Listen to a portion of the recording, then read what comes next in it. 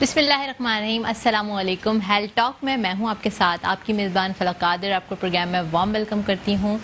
नाज़रीन, कोविड-19 जो है वो मतलब लास्ट टाइम हमने बात की थी कि वो अल्टीमेटली थोड़ा ख़त्म हो रहा है, और दूसरा हम खुश भी थे काफ़ी कि चलें अब हमने बीट में मतलब इस तरह की जो पैंडमिक था उस पर बहुत अच्छे तरीके से कोप अप कर लिया था। पर बहुत सारी गफलतों की वजह से, SOPs पर अमल ना करने की वजह से और जलसे जुलूस में शिरकत करने की वजह से अब जो है वो मामला बहुत ज़्यादा ख़राब होता जा रहा है। अब जो है वो ये पैंडमिक जो है, अब का जो आउटब्रेक है वो ज़्यादा लीथल है।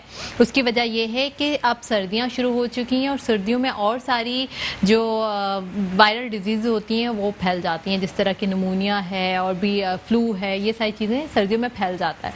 और हमारे जो जुलूस करने की वजह से, जैसे जुलूस और गैदरिंग बहुत ज़्यादा करने की वजह से जो है कोविड भी बहुत ज़्यादा फैल रहा है।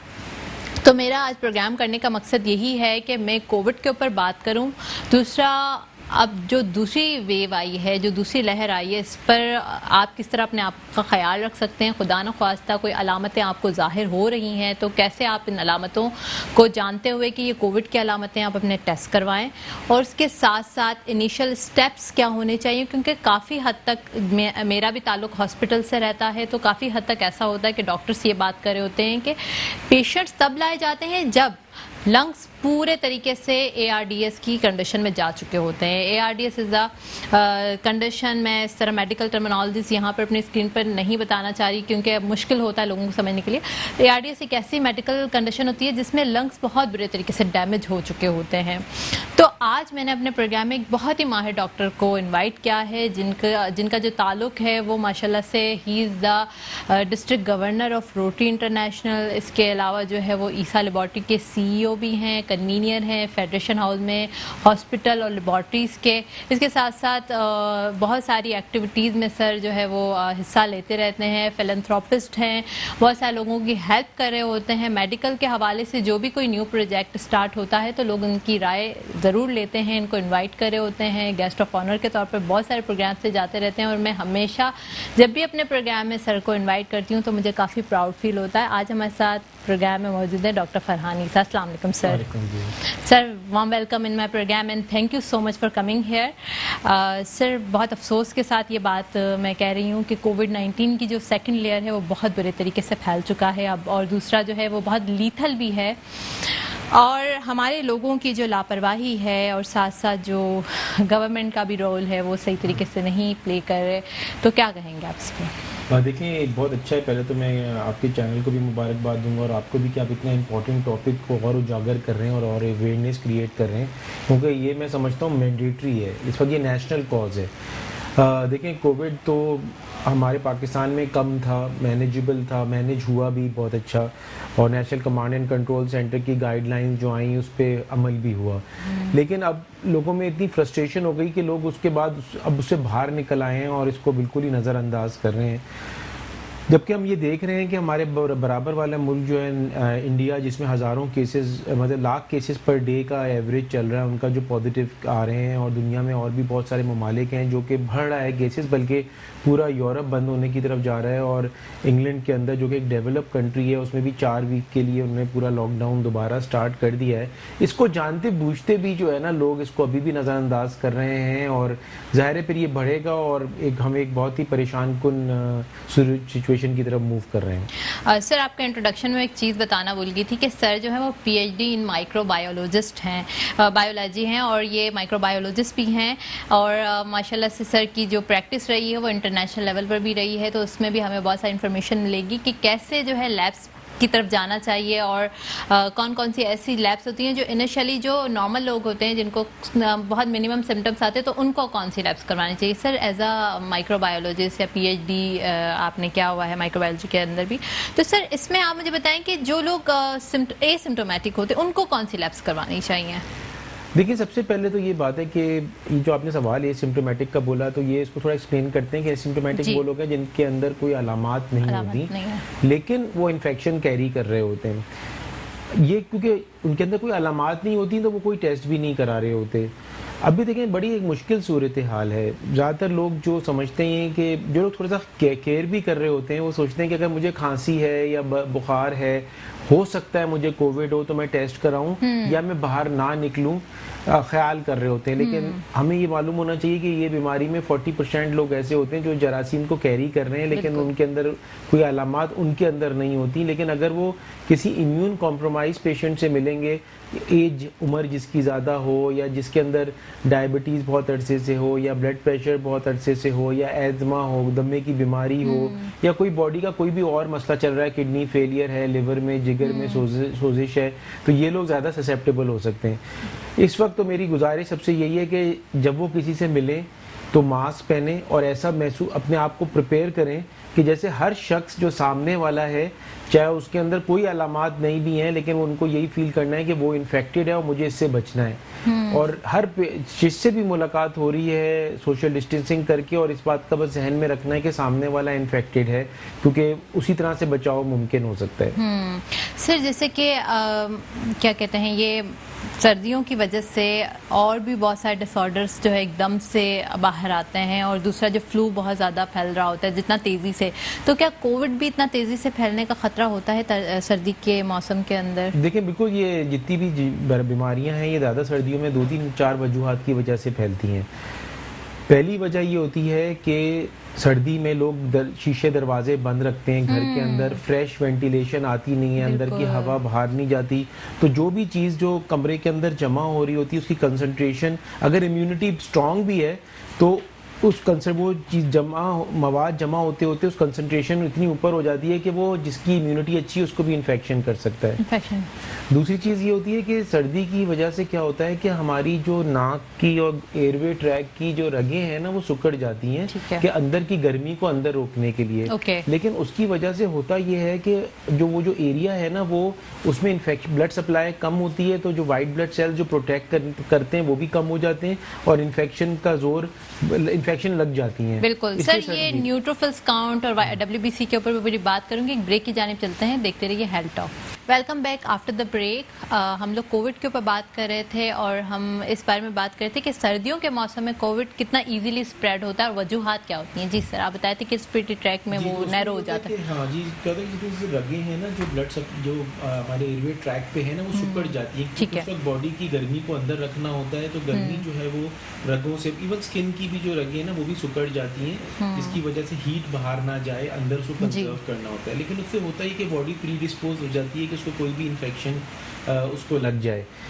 तो ये वजूहात होती हैं कि सर्दियों में ये सारी चीज़ें बढ़ने लग जाती हैं। और जिस तरह से मैंने आपसे कहा क्रॉस वेंटिलेशन नहीं होती, हवा दरवाजे शीशे बंद होते हैं सर्दी की वजह से, तो वो इवन एलर्जी की जो चीज़ें भी जमा होना शुरू हो जाती हैं और वो भी ज़ाहिर अफेक्ट कर रही होती हैं। और बॉडी में अगर कोई भी दूसरी प्रॉब्लम चल रही हो तो कोविड या कोई और बीमारी बड़े आराम से लग जाती है, अगर क्योंकि इम्यूनिटी अगर डाउन होगी तो ये अच्छा। फिर सूरज के भी अंदर आना, लोग समझते हैं कि हम सूरज के शीशा बंद है तो सूरज की जो शुआएं आ रही हैं वो चीज़ों को डैमेज करेंगी, अल्ट्रावायलेट लाइट होती है, लेकिन शीशे से क्रॉस नहीं होती।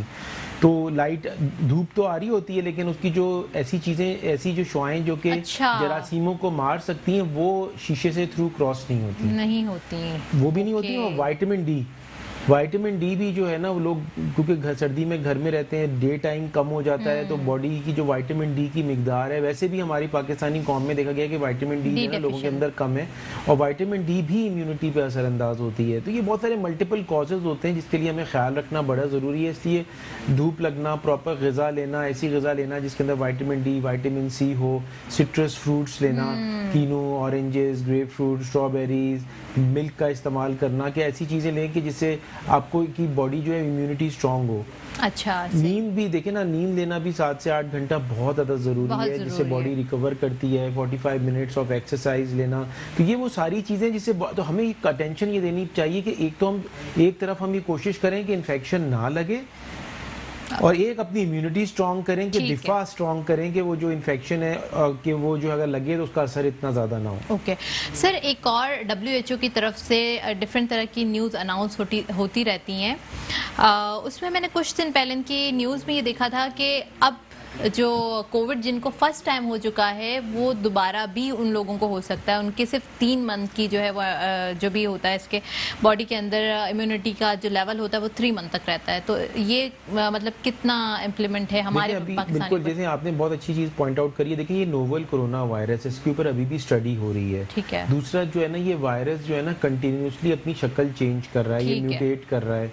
अभी आपको पता है डेनमार्क, नेदरलैंड, चाइना के अंदर एक जानवर होता है जिसका नाम है मिंक, और मिंक से ना वो कोट्स भी बनते हैं, उसकी फर के साथ लेदर के फर के कोट्स बनते हैं, लोग बड़ा इस्तेमाल करते हैं उसको। आपको पता है अभी नेदरलैंड और डेनमार्क के अंदर उनका करोड़ों हजारों की तादाद में उनको मारा गया है, क्योंकि नोवल कोरोना वायरस म्यूटेट उनके अंदर आया है और वो म्यूटेट कर गया है और उससे भी इंसानों को लग रहा है। तो ये जो जैकेट्स बनती है इसमें फर सी बन लगी होती है, वो उसके लिए उनके हजारों को कल कहते हैं कि मार देना, वो कल किया गया है इतने सारे मिंक्स को इन कंट्रीज के अंदर जहाँ पे ये जैकेट कोट्स बना करते थे, फर के कोट्स, और वो म्यूटेट कर रहा है। तो क्योंकि ये वायरस म्यूटेट कर रहा है और जिस वक्त ये पाकिस्तान आया था तो ये 9 टाइम्स ऑलरेडी म्यूटेट किया हुआ है और ये कंटिन्यूस म्यूटेशन हो रही है इसकी। और इसलिए जब म्यूटेशन जिस वायरस की हो रही होती है उसके लिए एंटीबॉडी जो प्रोटेक्टिव भी होती हैं वो इतने अरसे तक देर पा नहीं होती। यही हाल हमारे फ्लू का भी है। हीमोफिलस इन्फ्लुएंजा का जो फ्लू का वैक्सीन है वो सालाना लोगों को लगाना पड़ता है, क्योंकि वो सालाना शक्ल चेंज करके म्यूटेट करता है। और आपको बताऊं आज के प्रोग्राम के तवज्जो से कि गवर्नमेंट को चाहिए कि ये इस वक्त वैक्सीन्स दूसरी बीमारियों के भी अवेलेबल करें, क्योंकि अभी फ्लू का वैक्सीन भी शॉर्ट हुआ है मार्केट से।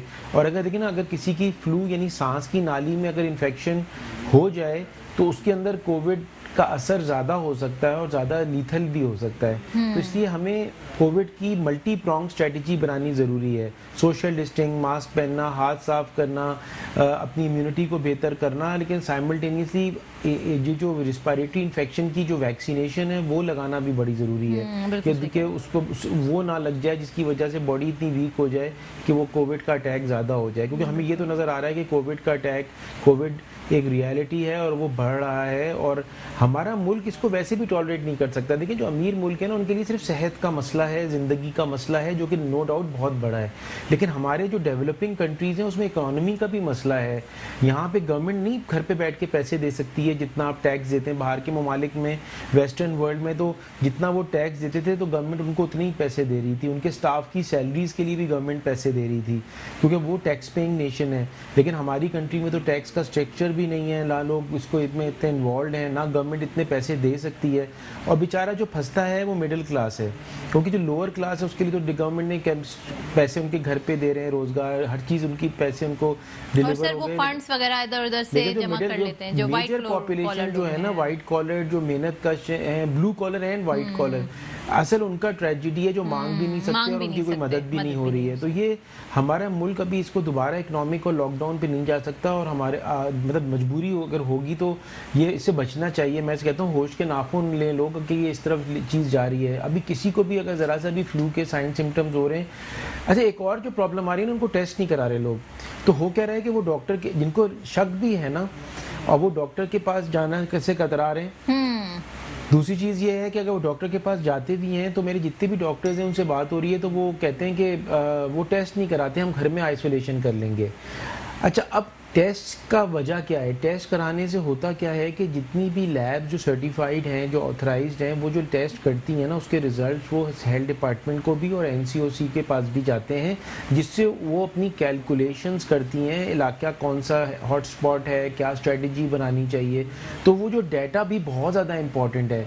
तो मैं ये कहूँगा कि रिक्वेस्ट करूँगा कि जहाँ से भी गवर्नमेंट फ्री भी टेस्ट कर रही है, प्राइवेट लोग भी कर रहे हैं, जहाँ से समझें अगर आपको शक है तो डॉक्टर के साथ और डॉक्टर की बात को एडवाइस लेके वो टेस्ट ज़रूर कराएं, क्योंकि उससे जो है वो फिर पूरी जो स्ट्रेटजी बनाई जा रही है वो उसका पता चलेगा और वो सही तरह पे बन सकेगी। बिल्कुल सर, इसमें मैं एक और चीज़ ऐड करूंगी कि लैब्स जो हैं वो जगह जगह खुल चुकी हैं और बहुत सारे लोग इस चीज़ पर मतलब चैलेंज भी कर रहे हैं कि वो कोविड का टेस्ट कर रहे हैं। तो प्लीज़ काइंडली अनऑथराइज इदारों में ना जाएं। उसकी वजूहत है, हमें पता है कि हमारी कंट्री के अंदर सिस्टम हेल्थ का कितना बुरा है कि कोई भी जाता है अपना क्लिनिक ओपन कर लेता है, कोई भी अपनी लैब ओपन कर लेता है। आप ऑथेंटिक लैब लैब से कराएं, जैसे कि ईसा लेबॉर्ट्री है, एक ऑथेंटिक है, इसमें हमें पता है कि जो भी आपका टेस्ट होगा उसकी 101% जो है वो आपकी वैलिडिटी है, उसकी स्पेसिफिसिटी भी आपके पास 100% आएगी। तो ये चीज़ भी सर बहुत इंपॉर्टेंट होती है कि आप लैब्स भी ऐसी जाएँ, क्योंकि अब कुछ ऐसी लैब्स आ रही होती हैं जिसमें कहाँ पॉजिटिव आया है, लोग परेशान हो जाते हैं कि हमारा पॉजिटिव आ गया, फिर कोई ऑथेंटिक लैब से करवाया तो नेगेटिव आ गया, तो फिर नेगेटिव आ गया तो फिर ये चीज़ भी बहुत इंपॉर्टेंट होती है कि लैब्स तो करवाएं, पर आप इस चीज़ का ज़रूर इस चीज़ को मेक श्योर करें कि आपकी जो लैब थी वो कितनी % ऑथेंटिक थी। बिल्कुल सही बात है। इसी तरह से अताई डॉक्टर्स के पास ना जाएं, जैसे से अताई डॉक्टर्स हैं उसी तरह से अताई लेबॉर्ट्रीज भी हैं। बिल्कुल सर, वही सारी ग्रे एरियाज क्रिएट कर रही हैं, बल्कि वो लोगों को इन्फेक्ट कर रही हैं उल्टा। बिल्कुल सही कह रहे हैं क्योंकि आप उनके सर। पास जो इंस्ट्रूमेंट्स हैं वो नए नहीं हो रहे होते, इस्तेमाल नहीं हो रहे हैं, स्टरलाइजेशन का उनके पास ख्याल नहीं होता। ट्यूब आती है VTM, वो तकरीबन 500-600 रुपए की आती है, जो सैंपल कलेक्ट करती है, वो उसी सैंपल से उसी ट्यूब को रीयूज कर रहे हैं, जिस सिरिंजों को रीयूज करते हैं। तो ये छोटी गलत जो अताई लेबॉर्ट्रियां हैं, ये उल्टा लोगों को इन्फेक्ट करा सकती हैं, और उसकी वजह से लोग टेस्ट नहीं करा रहे हैं, उसकी वजह से पूरा डाटा खराब हो रहा है। तो ये सीक्वली सर, इसका आप मुझे तरीके, आपने बहुत इंपॉर्टेंट बात बताई है कि ये जो आप तरीकेकार बता रहे हैं कि ये जो ट्यूब आती है, इस ट्यूब को कैसे कोई भी कहीं भी जाए, जैसे अगर वो ईसा लेबॉर्ट्री आ रहा है या कोई भी ऑथेंटिक लेबॉर्ट्री आ रहा है, तो वो कैसे इस चीज़ को मेक श्योर करेगा कि ये जो आया है सैंपल लेने के लिए, जो भी घर पर आया है या कहीं भी गया है, तो कैसे उसको पता चलेगा कि ये बिल्कुल न्यू है या रीयूज नहीं? देखिए, पहले वो सील हुई होती है, ठीक है। जिस तरह से एक पानी की बोतल है, अगर आप मिनरल वाटर की बोतल लेते हैं तो उसकी कैप बंद होती है ना, अगर वो खुली हुई है तो ये बिल्कुल सील्ड होती है, इससे पूरा हर तरफ से बंद होती है। ये सारी ट्यूबें जो हैं, जो जेल के साथ होती हैं, ये सारी इंपोर्टेड हैं, पाकिस्तान में कुछ भी नहीं बनती। ठीक है, ये सील्ड होती है, ये सील्ड होती हैं। तो देखेंगे जब भी कोई कलेक्शन कर रहा है, वो सील उसकी खोले, वो आपके सामने, और फिर वो आपका सैंपल जो है वो कलेक्ट करे। अच्छा, फिर दूसरी एक और चीज़ है, मैं सब लोगों को रिक्वेस्ट करूँगा कि वो जो तकरीबन 6 से 7 सेंटीमीटर वो नाक के अंदर जाके, ये पीछे की तरफ गले की तरफ से जो यानी बिल्कुल सीधा अंदर ले जाके गले की तरफ टच करके उधर से उसको घुमा के उसको निकालना होता है। तो सैंपल का एक लेने का तरीका है, लोग इससे घबराएं नहीं, इसमें कोई चीज़, ये बहुत ही एक सेफ और एक बड़ा प्रिस्क्राइब तरीका है, और ये ईजिली हो जाता है। सर, इसके ऊपर मैं डिटेल में बात करूंगी जो आपने ये मेथड बताया है, पर एक ब्रेक की जाने चलते हैं, देखते रहिए health talk. Welcome back after the break. हम बात कर रहे थे कोरोना वायरस की सेकंड वेव की, एंड साथ साथ में इसके साथ बात कर रहे थे कि हमेशा लैब्स अपनी वहीं से करवाएं जहां आपको यकीन हो कि जो रिज़ल्ट आएगा वो, चलें किसी भी, हम ये नहीं कहते कि हर लैब की 100% जो है वह स्पेसिफिसिटी या वैलिडिटी, ये एक बहुत बड़ी बात हो जाए, मतलब ये बहुत लंबी एक वो है कि मैं समझाना मुश्किल हो जाता है, बट 90% चांसेस होते हैं कि आपकी जो रिज़ल्ट आया है वो सही है। वो वाली लैब्स जो रजिस्टर्ड नहीं है, या फिर आपको पता नहीं है कि उनका रिज़ल्ट कहाँ से आ रहा है, स्टरलाइजेशन का ख्याल नहीं रखा जा रहा, वो बहुत ख़तरनाक होती हैं, क्योंकि अगर कोई नेगेटिव या पॉजिटिव आ जाता है तो अकॉर्डिंगली हम उसको ट्रीट कर रहे होते हैं। ईसा लेबॉर्ट्री एक बहुत ज़बरदस्त लेबॉर्ट्री है, इसके साथ साथ हमेशा फेवर करते हैं, अगर कोई डिस्काउंट लेना चाहे तो उसको डिस्काउंट भी मिल रहा होता है। और हम सर से ये बात ज़रूर पूछेंगे कि आप जब नोवेल कोरोना वायरस की टेस्ट के लिए जो भी शख्स कर रहा होता है या किसी होम सैम्पलिंग के लिए जा रहा होता है, तो कौन कौन से स्टेप्स ज़रूरी होते हैं और किस तरीके से टेस्ट परफॉर्म किया जा रहा है? सर, कोई भी शख्स लेबॉर्ट्री में आया है टेस्ट करवाने, उससे पहले उसके लिए क्या कोई खाना, मतलब अगर कुछ फास्टिंग के लिए भी बता दें कि फास्टिंग होनी चाहिए या नहीं होनी चाहिए, और टेक्नीशियन किस तरह का होना चाहिए, डॉक्टर परफॉर्म करता है, ये सारी चीज़ें हमारे व्यूवर्स को पता होनी चाहिए ताकि उनके लिए फिजिबिलिटी हो। देखें, पहली चीज़ तो ये है कि नहीं, इसमें कोई फास्टिंग की ज़रूरत नहीं है। ये वायरस है, और इसको नाक के बिल्कुल पीछे वाला जो हिस्सा जो गले की तरफ होता है ना, वहाँ से बेसिकली सैंपल लेना होता है। जो है इसके लिए, जो सैंपल लेने के लिए बेहतर तो यही है कि जो शख्स सैंपल ले रहा है वो प्रॉपर PPE पहना हुआ, पर्सनल प्रोटेक्टिव इक्विपमेंट, कि वो खुद भी एक्सपोज ना हो। अच्छा, क्योंकि ख़ासतौर पे जब किसी पेशेंट की नाक में डालते हैं ना, कभी कभार उस पेशेंट को छींक भी आ जाती है, और ज़ाहिर है वो छींकता है सीधा जो कलेक्शन ले रहा होता है, तो जो तो बेसिकली लग सकती है इन्फेक्शन। तो जो शख्स कलेक्ट कर रहा है उसको PPE, पर्सनल प्रोटेक्टिव इक्विपमेंट पहना हुआ होना चाहिए। उसके बाद वो जो सील्ड है वो उसी वक्त खोले। अच्छा, कभी कभार कुछ लोगों को ज़ुकाम होता है, तो ज़ुकाम अगर है तो पहले नाक को थोड़ा सा साफ़ करना पड़ेगा बिफ़ोर हम स्वाब को अंदर डालें। तो उनसे रिक्वेस्ट होती है कि पहले से वो अपनी नाक को क्लीन अप कर लें सैंपल लेने से पहले। और जब सैंपल लिया जाता है तो वो नाक की बिल्कुल स्ट्रेट ऊपर की तरफ नहीं डालते, ब्रेन की तरफ नहीं डालना, क्योंकि वो ज़ाहिर है कि ब्रेन के नीचे जो एक झिल्ली सी होती है वो डैमेज हो सकती है, तो मैं पीछे की तरफ डालना होता है, गले की तरफ। तो बेसिकली टिल्ट करके आपने नाक में डाला और उसको बड़े आराम से आपने अंदर तक डाला, उसको पुश यूं करके पुश नहीं करना स्क्रू ड्राइवर की तरफ, वो स्मूथली अंदर चला जाता है। और ज़ाहिर है कि जो करवा रहा होता है वो थोड़ा सा यूज टू नहीं होता और कॉन्शियस भी होता है, तो पहले ज़रूर चाहिए, मैं सबसे रिक्वेस्ट करूंगा जो भी सैंपल ले रहा है वो थोड़ा सा एक्सप्लेन कर दे प्रोसीजर्स को। इवन मैं रिक्वेस्ट करता हूँ, अपने आप भी बताता हूँ और दूसरी जगहों पे भी बताता हूँ, पढ़ाता भी हूँ कि इवन अगर आप ब्लड सैंपल ले रहे हैं ना, तो ये नहीं एक्सपेक्ट करें कि सामने वाले को पता है, तो उसको पहले बता दें, देखें आपको सुई लगेगी, बिल्कुल दर्द नहीं होगा, थोड़ी देर के लिए एक बात हम निकाल लेंगे, खून आपका निकलेगा अगर, तो इससे कोई फ़र्क नहीं पड़ता। मैं बहुत इंपॉर्टेंट हूँ आपके प्रोग्राम के से, मैं ज़रूर चाहूँगा कि आपका इतना इन्फॉर्मेटिव प्रोग्राम होता है कि थोड़ी सी काउंसलिंग होना पेशेंट के साथ बहुत ज़्यादा ज़रूरी है और उसको पता हो, क्योंकि लोगों के जहन में अलग अलग से वहम होते हैं, वसवसे होते हैं कि जिसकी वजह से वो बड़े डिस्टर्ब्ड होते हैं। आई थिंक कि कम्युनिकेशन होना बहुत ज़्यादा ज़रूरी है, लेकिन अब लोगों को ये इन्फॉर्मेशन पहुंच रही है और आप जैसे प्रोग्राम्स जो हैं लोगों को बता रहे हैं कि तरीक़ेकार क्या है। बहुत सिंपल सा प्रोसीजर है, with in couple of seconds जो है ये ख़त्म हो जाता है, लेकिन इससे जो फाइंडिंग्स आ रही हैं वो बड़ी क्रिटिकल हैं, क्योंकि अगर किसी की कोविड पॉजिटिव आ रहा है किसी पेशेंट के अंदर, तो अगर उसको ये बात पता चल जाती है तो वो फिर अपने घर वालों को भी प्रोटेक्ट कर सकता है, वो अपनी आइसोलेशन भी कर सकता है, वो सारे एहतियाती तदाबीर कर सकता है और गवर्नमेंट भी उसको सपोर्ट कर सकती है। ठीक है सर, एक और चीज़ मैं आपसे पूछना चाहूँगी कि ये आपकी फील्ड है, आप MBBS डॉक्टर भी हैं, उसके साथ साथ आपकी इंटरनेशनल लेवल पर भी प्रैक्टिस रही है और माइक्रोबायोलॉजी में भी आपको कमांड हासिल है। सर ये जो स्पेसिफिसिटी एंड वैलिडिटी ये जो होती है वो हमारे पास 75% या 60%, क्योंकि कोविड-19 भी जब आया था तो उसके साथ साथ हम लोग जब लैब्स की बात करते थे तो हमेशा ये बात की जाती थी कि आपकी जो स्पेसिफिसिटी या वैलिडिटी है वो आपकी 60% है या 70%। तो सर ये क्या चीज़ होती है, थोड़ा सा हमारे व्यूवर्स को एक्सप्लेन कर दें। देखिए, कोई भी जो टेस्ट हम करते हैं इन्फेक्शियस डिजीज़ का, तो उसमें दो चीज़ें होती हैं, सेंसिटिविटी एंड स्पेसिफिसिटी। सेंसिटिविटी ये होती है कि कितनी छोटी क्वांटिटी उस जरासीम की जो टेक्नोलॉजी है उसको पकड़ सकती है। हाँ, तो जितनी ज़्यादा सेंसिटिविटी किट की होगी, मशीन की होगी, उतनी छोटी सी छोटी क्वांटिटी को पिक कर सकती है। इसलिए कोरोना के लिए, नोवल कोरोना वायरस के लिए जो टेस्ट सबसे ज़्यादा सेंसिटिव है वो सिर्फ PCR का टेस्ट है, और कोई टेस्ट इतना सेंसिटिव नहीं है सिवाय रियल टाइम PCR के। और इसके अंदर क्या होता है कि वो जो कि मल्टीपल कॉपीज़ बनते हैं, ये हाई टेक्नोलॉजी है, ये पाकिस्तान में बहुत कम लैब्स हैं जो ये कर रही हैं। अच्छा, इसी तरह से अब एक टेस्ट आता था जो एंटीबॉडी टेस्ट था। अनफॉर्चुनेटली कुछ फार्मास्यूटिकल कंपनीज़ ने मार्केट करना शुरू किया कि आपको 5 मिनट में रिजल्ट्स मिल जाएंगे, और फार्मास्यूटिकल कंपनीज़ जो हैं वो घरों पे जा रही थी और वो एंटीबॉडी टेस्ट कर रही थी। तो एंटीबॉडी टेस्ट की जो सेंसिटिविटी है वो 40% भी नहीं है। ओह माय गॉड सर, ये बहुत इंपॉर्टेंट आपने बात बताई, और मैं खुद भी इस चीज़ को फर्स्ट टाइम सुन रही हूँ बीइंग अ डॉक्टर। मुझे बहुत सारे लोग पूछ रहे होते हैं कि क्या हम एंटीबॉडीज टेस्ट करवा लें, बट एंटीबॉडीज सिर्फ 40%। अच्छा, वो वजह क्या है कि एंटीबॉडीज बेसिकली होता है कुव्वत मुदाफ़ियत को चेक करने के लिए।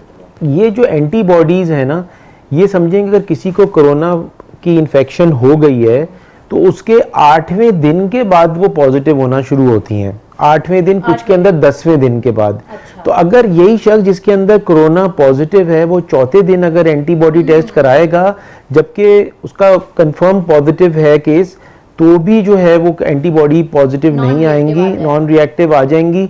और इस वजह से बहुत सारे केसेस जो फार्मास्यूटिकल कंपनीज ने, मैं समझता हूँ ये बड़ी इलीगल काम किया कि उन्होंने एक ये बात फैलाई, तो लोगों को एक कॉन्सेप्ट ही आया कि भाई टेस्ट, एंटीबॉडी टेस्ट हमारा नेगेटिव है, तो इधर हमें नेगेटिव नहीं है। उन्होंने चार्जेस भी कम रखे हुए थे, वो चार्जेस कम थे ना, ये समझ रहे थे तो हाँ, तो उन्होंने वो इसलिए हुआ कि उनके चार्जेस डेफिनेटली एंटीबॉडी टेस्ट की इतनी रिलायबिलिटी नहीं है, तो वो चार्जेस भी उसके कम है, वो लेटेक्स बेस्ड टेस्ट कर रहे थे, वो उसी वक्त जाके कर लिया, तो वो थोड़ा मिसलीडिंग हो गया। लेकिन फिर ज़ाहिर सिंध हेल्थ केयर कमीशन लोग एक्टिव हुए, उन्होंने उसको स्टॉप करवाया, लेकिन लोगों को ये कॉन्सेप्ट है। दूसरी बात है कि ये जो एंटीबॉडी के भी 2 किस्म के टेस्ट अवेलेबल हैं। एक है एंटीबॉडी का टेस्ट है जो कि एक मशीन के ऊपर होता है, जो बहुत ही रिलायबल है, वो कहलाता है टोटल एंटीबॉडी टेस्ट।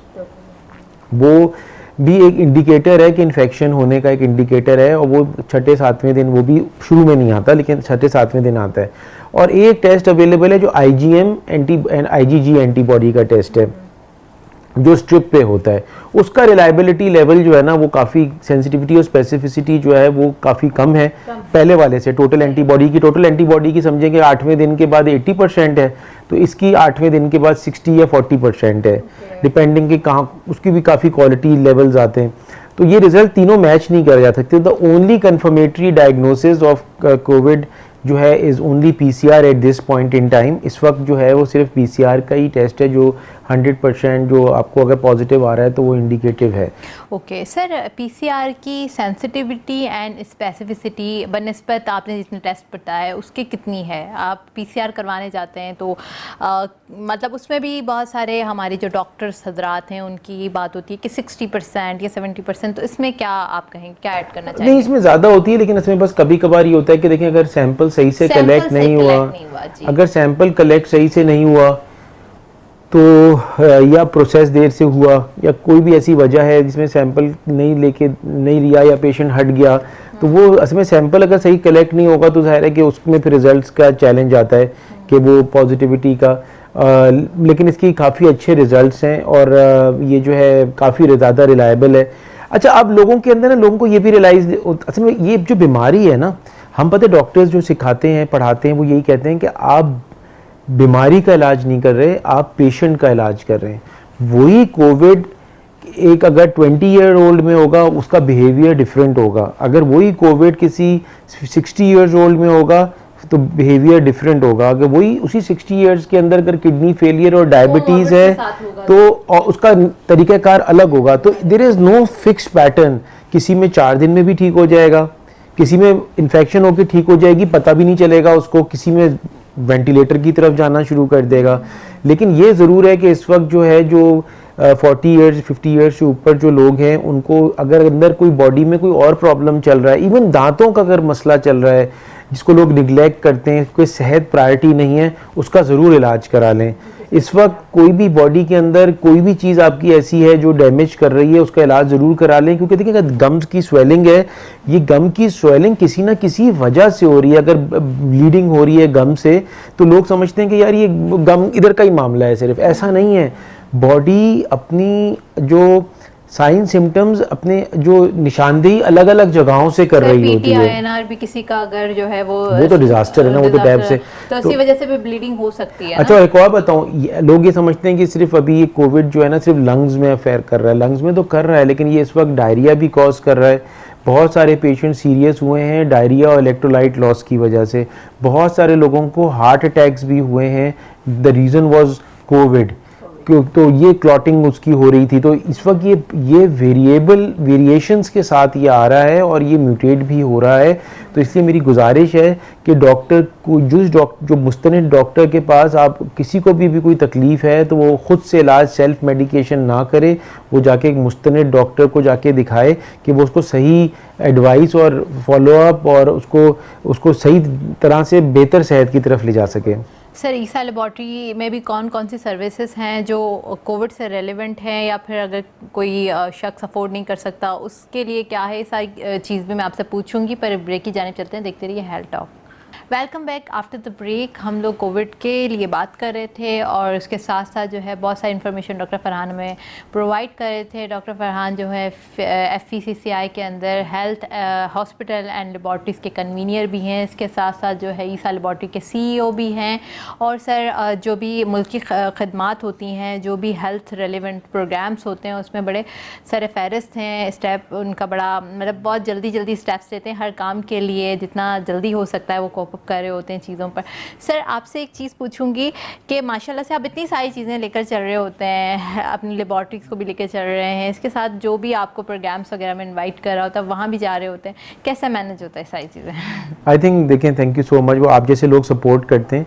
देखिए सिचुएशन ये आती है कि हम लोगों को अब अपनी कम्युनिटी के बारे में सोचना बड़ा ज़रूरी है। हमारे रिलीजन में भी हकूक़ुल इबाद की बहुत ज़्यादा वैल्यू है, तो मैं भी और मेरे तरह से और भी लोग जो हैं अगर हम मिल के काम करेंगे और सपोर्ट करेंगे लोगों को और टीम अप करेंगे, क्योंकि जब लोग कलेक्टिवली काम करते हैं तो वो चीज़ और ज़्यादा बेहतर हो जाती है। देखिए कितना इंपॉर्टेंट है, अभी ब्रेस्ट कैंसर का महीना चल रहा था अवेयरनेस का, तो अगर देखें ब्रेस्ट कैंसर में 80 to 90,000 लड़कियां बेचारी यंग विमेन या ओल्ड विमेन सालाना मर जाती हैं सिर्फ बिकॉज उनका ब्रेस्ट कैंसर का वो पता नहीं चलता, तशखीस नहीं होती, ना इलाज हो पाता है। और कितने लोग हैं जो इलाज देर में शुरू करती हैं, जो इनके 2-3 साल बहुत तकलीफ से गुजरते हैं। तो ये मैं समझता हूँ आगाही करना बहुत ज़रूरी है, और मैं डॉक्टर फलक आपको बहुत अप्रिशिएट करता हूँ कि आप हमेशा आगाही लोगों के साथ क्रिएट करती हैं, क्योंकि देखिए हमें जिस चीज़ का पता नहीं होता ना उसके ऊपर हम फिर कोई असर भी नहीं कर सकते। तो आपकी आगाही से ही आई थिंक मूवमेंट स्टार्ट हुई है, और मैं आपको अभी बड़ा ग्रेटफुल हूँ। Thank you so much sir, but sir इतना काम मैं नहीं कर सकती जितना आप कर रहे होते हैं, और माशाल्लाह से आपकी जो अप्रोच है वो भी मतलब एक मेरे लिए तो बहुत ज़्यादा आप आइडियल है मेरे इन सिंपल वर्ड सेट्स के आप। और दूसरी बात है सर, इतना डाउन टू अर्थ रहना भी बहुत ज़्यादा एक होता है ना कि लोगों के लिए वो होता है कि आप हर जगह हर किसी की हेल्प करना और अवेयरनेस क्रिएट करना, ये भी बहुत ज़्यादा ज़रूरी होता है। और भी डॉक्टर्स हैं और भी लोग हैं जिनको हम इन्वाइट कर रहे होते हैं प्रोग्राम्स वगैरह में, वो इतना इंटरेस्ट नहीं ले रहे होते, तो फिर थोड़ा होता है कि हर किसी को, आपने जिस तरह कहा कि यूनिटी के साथ काम करना ज़रूरी है, और हर किसी को जो है अवेयरनेस मतलब फैलाना ज़रूरी है। डॉक्टर का काम सिर्फ, डॉक्टर ये समझता है कि मेरा काम सिर्फ डॉक्टर बन के प्रिस्क्रिप्शन करना है, अवेयरनेस या काउंसलिंग करना नहीं है। बट ये सर आपको पता है स्टेप 1 ही आपका काउंसलिंग है। जिस तरह आपने बताया कि जब कभी सैंपल कलेक्ट करने जाए या फिर आप किसी का ब्लड भी ले रहे हो तो भी आप उसको काउंसल करो, उसको आप पूरा प्रिपेयर करो, मेंटली प्रिपेयर करो, ताकि आपका जो पेशेंट है उसके साथ आपका एक क्या कहते हैं ट्रस्ट वाला जो वो एक ना ट्रस्ट पेशेंट का और डॉक्टर का एक रिलेशन होता है, ट्रस्ट, वो बिल्डअप हो जाए। ये बहुत ज़रूरी होता है। आप काउंसलिंग बहुत मैटर करती है हर चीज़ में। तो ये सब चीज़ें तो सर आपकी माशाल्लाह से, और हम सब जो है वो आपके स्टूडेंट्स हैं आपसे सीख रहे होते हैं। सर और क्या बताना चाहेंगे कोविड से रेलिवेंट? देखिए मैं इसी बताऊंगा कि ख़ास तौर पे अब जैसे एयर ट्रैवल स्टार्ट हो गया है ना, काफ़ी जहाज़ यहाँ से बाहर भी जा रहे हैं और बाहर से भी काफ़ी लोग ट्रैवल करके पाकिस्तान भी आ रहे हैं। तो जो लोग पाकिस्तान आ रहे हैं उनको ज़रूर अपना एक्स्ट्रा ख्याल रखना चाहिए कि वो जब जहाज़ में किसी को इन्फेक्ट नहीं करें, और अभी मोहब्बत में आके लोगों से गले मिलना, और बहुत दिनों के बाद वो आ रहे हैं कि ऐसा ना हो कि आप इन्फेक्शन ट्रांसफ़र कर दें। अभी क्या हो रहा है कि बहुत सारे लोगों के जो एल्डर्स हैं, बड़े बूढ़े लोग जो हैं उम्र के, वो बीमार हैं, तो उनके बच्चे बाहर से मिलने आ रहे हैं और फिर उनसे जाके वो उसी तरह से मोहब्बत का इजहार कर रहे हैं जो कि उनका दिल भी चाहता है, लेकिन ये ऐसे टाइम्स नहीं हैं। इस वक्त मैं एक और रिक्वेस्ट करूँगा, ये इतने जल्द से जुलूस हो रहे हैं, हम मतलब सही है, पॉलिटिक्स भी ज़रूरी है, ये भी एक प्रोफेशन है और हम उसकी इज़्ज़त करते हैं, लेकिन इस वक्त ये जो सोशल डिस्टेंसिंग करना बहुत ज़्यादा ज़रूरी है। अगर ये जल्द से जुलूस बहुत ज़्यादा होंगे तो इससे ये इन्फेक्शन ट्रांसफ़र हो सकती है, और हमें अगर आज हम नहीं ख्याल रखेंगे तो आजकल ये मुल्क इसका मुतहम्मिल नहीं हो सकता। इतनी इस वक्त प्रेशर बढ़ता जा रहा है। आपको पता है कराची में जो एक्सपो सेंटर में जो पहला आइसोलेशन सेंटर और हाई डिपेंडेंसी यूनिट पाकिस्तान का बना था, वो बंद होने की तरफ जा रहा था। उसने अपना बहुत अच्छा काम किया और इतना अच्छा इलाज किया, लेकिन आज उसको दोबारा से उसमें पेशेंट भर रहे हैं। सारे हॉस्पिटल्स के ICUs जो हैं वो भरते जा रहे हैं, और फिर क्राइसिस सिचुएशन जो है वो क्रिटिकल आती जा रही है। अगर आज इसको अपने नहीं अटेंशन दी तो फिर अगर लॉकडाउन की तरफ चले गए, जैसे इंग्लैंड चला गया है, स्पेन चला गया है, दूसरे ममालिक चले गए हैं, तो आप सोचें कितना बड़ा इम्पैक्ट आएगा।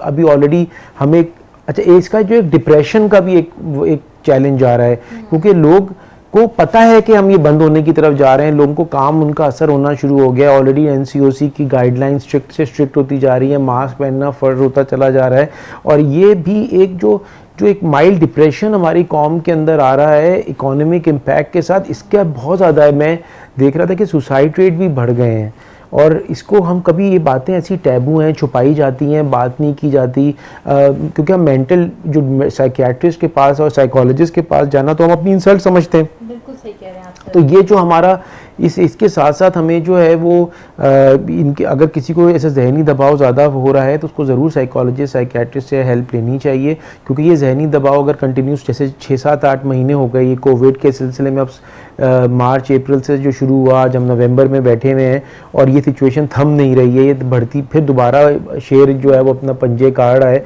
तो वी नीड टू बी, हमें इसको एड्रेस करना चाहिए।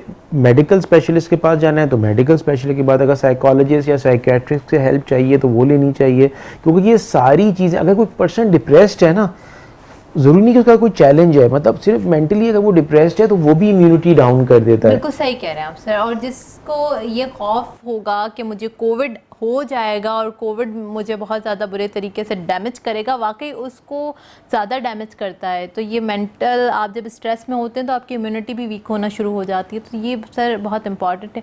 पर सर मेरा आपसे ये सवाल है कि जब NCOC की आपने बताया कि गाइडलाइंस स्ट्रिक्ट से स्ट्रिक्ट होती जा रही हैं, मास्क पर बहुत ज़्यादा फोकस किया जा रहा है, मास्क पहनने पर, और उसके साथ साथ जो है हैंड सैनिटाइज़र पर अगेन जो पहले गाइडलाइंस थी वो दोबारा मतलब इम्प्लीमेंट करवाने की कोशिश की जा रही है, पर हो नहीं रहा। दूसरा जो है, ये जो सबसे ज़्यादा बड़ी वजह होती है जलसे जुलूस और गैदरिंग की, उनके ऊपर क्यों पाबंदी आयद नहीं हो रही है? मतलब वो भी होना चाहिए, वो भी इम्प्लीमेंटेशन करना चाहिए, या फिर लोगों को खुद नहीं जाना चाहिए? क्या अपील करेंगे आप? देखिए सिचुएशन बिल्कुल देखिए हमारे साथ सिचुएशन ये आ रही है कि हमारी जो कौम है उसके के अंदर कन्फ्यूजन बहुत है ना, क्योंकि अगर जो कौम के लीडर्स हैं वो अगर मास्क नहीं पहनेंगे और वो अगर जलसे जुलूसों को वेलकम करेंगे तो लोगों के ऊपर एक अलग इम्प्रेशन चाहता है जो उनके फॉलोअर्स हैं। अच्छा, उनकी भी मैं ये नहीं कहता मजबूरी नहीं है, उनकी भी होंगी मजबूरियाँ, लेकिन इस वक्त हमें बालातर होना है। इस वक्त हमें अपने लोगों के लिए बालातर होके, अपनी ज़ात से बालातर होके, अपनी पावर से, अपनी सीटों से बालातर होके सोचना है। मेरे लिए बोलना ये आसान हो, लेकिन मैं ये इसलिए बोल रहा हूँ कि अगर ये नहीं करेंगे तो ये बोलना शायद आसान हो, लेकिन ये है बहुत इम्पॉर्टेंट। और अगर अभी जिस तरह से ये रेगुलर जलसे जुलूस हो रहे हैं और लोग निकले हुए हैं रोडों के ऊपर, इवन शादियां दोबारा से ज़्यादा लोगों की होना शुरू हो गई हैं, लोग सुन नहीं रहे गवर्नमेंट की बात, तो ये भी देखें ना, ये गवर्नमेंट को भी चाहिए कि अपना डिसिप्लिन मेंटेन रखे और इसको पॉलिटिक्स ना लाए इसके अंदर। ये नहीं कि अपोजिशन को मना करे और ख़ुद गवर्नमेंट कर रही हो या वाइस वर्सा हो रहा हो। तो मेरे कहने का मकसद है कि इस वक्त एक ऐसा दौर है कि जिसको दुनिया ने लॉकडाउन किया हुआ है। अच्छा, अब आपको मैं बताऊँ, इस पर 2% 3% डेथ हो रही है। ये मर्स का जब ये जरासीम 2012 में सऊदी अरेबिया और अमीरात में आया था तो 30% लोगों की डेथ हुई थी उसके अंदर, जो जिनको ये इन्फेक्शन लगा था। इसकी लिथैलिटी बढ़ भी सकती है। ये पहले जो 19वीं सेंचुरी में वायरस आया था उसमें करोड़ों लोगों का इंतकाल, लाखों की तादाद में लोग मरे थे वर्ल्ड वॉर के बाद। और इस बीमारी की वजह से जब सेकेंड वेव आया था, ये वायरस डेंजरस भी हो रहा है और डेंजरस और होता चला जाएगा। तो मैं ये रिक्वेस्ट करूँगा सबसे कि लोगों को भी ख्याल होना चाहिए, लोगों को ख्याल होना चाहिए कि आप अपने बारे में सोचें। देखिए आजकल लोगों के पास हेल्थ का बजट तो है नहीं, हमारे गवर्नमेंट हॉस्पिटल्स जो हैं वो फुल कैपेसिटी पे चल रहे हैं, उधर बेड्स ही अवेलेबल नहीं है जहाँ पे इलाज हो सके, और दवाइयाँ भी महंगी होती चली जा रही हैं। और ये जो इसकी कॉस्ट एक और अटैच्ड है, सिर्फ ये नहीं कि आप सिर्फ बीमार हो गए या आप अपने प्रोफेशन पे काम पे नहीं जा पा रहे, इसकी जो कॉस्ट इसके साथ अटैच्ड है बीमारी की, और वेंटिलेटर की आपको पता है कितनी ज़्यादा कॉस्ट है। सिर्फ सेमी एक जो ये तो एक्सपो में फ्री में है, वरना जो प्राइवेट हॉस्पिटल हैं वो 80,000 to 1.5 लाख रुपए एक दिन का चार्जेस ले रहे हैं। कितने लोग इसको अफोर्ड कर सकते हैं? तो इसके ऊपर घर तबाह हो जाएंगे बीमारी के साथ, बंदे के अलावा भी। तो इसकी बहुत इंपॉर्टेंट है कि इसके लिए जो है ना जितनी एहतियात की जाए वो कम है। और सर इसके साथ साथ आपने बताया कि वेंटिलेटर्स प्लस आपकी जो है वो खर्चे के साथ साथ हेल्थ केयर प्रोवाइडर्स की भी तो डेफिशिएंसी है हमारे पास। कितने लोग, डॉक्टर्स, कितने नर्सेस, उनके ऊपर कितना बर्डन पड़ जाएगा? बर्डन तो बहुत पड़ गया हमारे पास। तो आपको पता है कि मेडिकल डॉक्टर्स और नर्सेस का तो फुकदान है, हमारे पास तो लोग ही अवेलेबल नहीं हैं जो कि वो इलाज कर सकें प्रॉपर्ली, और उनकी भी डेथ्स हो रही हैं और उनकी भी बड़ी चैलेंजेस हैं। बल्कि पाकिस्तान मेडिकल एसोसिएशन तो रोज़ इस बात को उजागर कर रहा है, और हम भी इस federation of Pakistan chamber of commerce and industries को बार बार हाईलाइट कर रहे हैं कि मेडिकल इंडस्ट्री को ऑर्गेनाइज करना बहुत ज़्यादा ज़रूरी है, और इसको पॉलिटिक्स से और ये जो पर्सनल पावर स्ट्रगल से बाहर निकाला ज़रूरी है। सर बस प्रोग्राम का भी हमारा वक्त ख़त्म होता जा रहा है। मैं आपसे रिक्वेस्ट करूँगी कि हमारे व्यूवर्स ने आपसे बहुत सारी बातें सीखी, बहुत इन्फॉर्मेशन हमने गैदर किया आपसे, क्या लास्ट मैसेज देना चाहेंगे? कौन सी ऐसी गाइडलाइन से जो हमारे व्यूवर्स को बताना चाहेंगे आप? मेरी सबसे गुजारिश ये है कि प्लीज़ जो SOPs आपको सबको रट चुकी हैं उनको ज़रूर फॉलो करें, इसको लाइटली नहीं लें। और अगर आपसे कोई कहता है ना कि कोरोना ख़त्म हो गया है और हाथ मिला लो या गले मिल लो, तो प्लीज़ ऐसे लोगों से दूर रहें कि ये आपके भी दुश्मन हैं और अपने दुश्मन भी हैं। ठीक है, ओके सर। मतलब मीन्स के ये SOPs जो हैं उसका ख्याल रखना चाहिए, इसके साथ साथ इम्यूनिटी बूस्टर जो डाइट्स हैं वो भी लेनी चाहिए, या विटामिन C का इस्तेमाल भी बढ़ा दें, विटामिन D का भी इस्तेमाल बढ़ा दें, ये सारी चीज़ें भी बढ़ाना ज़रूरी है। देखिए विटामिन C जो है वो जैसे मैंने आपसे गुजारिश करी कि उसमें कीनू में, ऑरेंजेस में, ग्रेप फ्रूट में, स्ट्रॉबेरीज़ में इनका इस्तेमाल करना चाहिए। फ्रूट्स का इस्तेमाल ज़्यादा से ज़्यादा करना चाहिए। पानी, जैसे मैंने आपसे रिक्वेस्ट करी कि 2 से 3 लीटर पानी दिन में पीना चाहिए। और अपनी जो है फिज़िकल फिटनेस और एक्सरसाइज करना ज़रूरी है। 8 घंटे की 7 से 8 घंटे की नींद लेना, अपने आप को पीसफुल रखना ज़रूरी है, और सारे SOPs जो बताए जा रहे हैं उनको फॉलो ज़रूर करें। बिल्कुल ठीक है सर, बहुत शुक्रिया प्रोग्राम में तशरीफ़ लाए। बहुत सारी चीज़ें आपने बताई, हेल्थ के हवाले से भी, मेंटल स्ट्रेस के बारे में भी, और उसके अलावा जो हम लोग मतलब बिल्कुल ही लापरवाही के साथ हम लोग SOPs का ख्याल नहीं कर रहे, उन सब चीज़ों पर भी इम्प्लीमेंट करना ज़रूरी है। मैं इसके साथ साथ कुछ चीज़ें ऐड करना चाहूँगी कि नींद पूरे तरीके से लें, अपना डाइट का ख्याल रखें, स्ट्रेस से दूर रहें, उसके साथ SOPs का प्रॉपर तरीके से मतलब उसका ख्याल रखें। उसके साथ अपनी मेज़बान फलक कादिर को इजाज़त दीजिएगा। बहुत शुक्रिया, अल्लाह हाफ़िज़।